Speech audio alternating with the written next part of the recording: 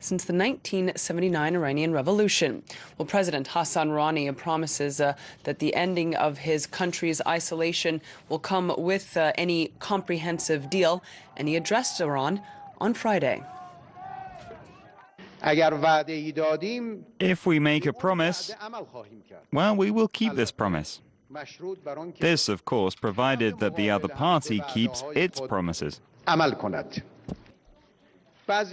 Some believe that we must either fight with the rest of the world or capitulate. I think there is a third possibility. We can cooperate with the rest of the world. And that was Hassan Rouhani speaking yesterday. Well, of course, analysts have been combing over the framework, which once again is just an outline of a possible comprehensive deal. Let's take a closer look at what it involves. It revolves the reduction by 2/3 the number of centrifuges used to enrich uranium. It's a slash of low-enriched uranium stockpile from some 10,000 to 300 kilos, this for 15 years. It calls for inspections to be allowed anywhere in Iran, this across nuclear complexes, and it stops using the Arak site, this for weapons-grade plutonium production.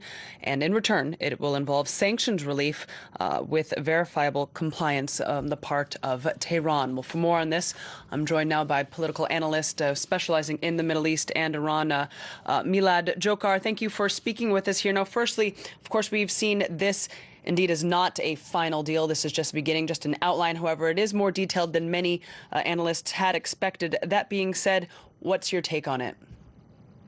Well, I think it's, as Barack Obama has said, it's a good deal because it was unexpected to get this amount of details.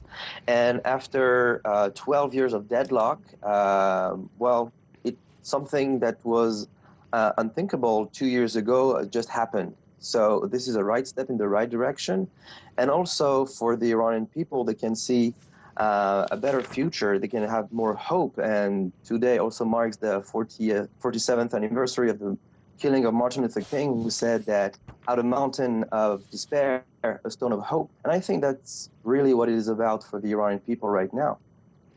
That being said, much is going over in terms of the time frame of any final deal, in terms of whether or not it would call for 10 to 15 years of Iran having to cut down in its stockpile of weapons, low-enriched uranium, or even for the number of centrifuges allowed to run. What happens if, let's say, we do see a deal, a comprehensive deal reached in the end of June, something that involves either a 10 to 15-year lifespan? What happens at the end of those 10 to 15 years? As it has been said by Federica Mogherini, there's still many things that needs to be worked on, and this is why such an agreement leaves the door open for some kind of interpretation on both sides to satisfy both sides and to make it easier to sell the deal back home.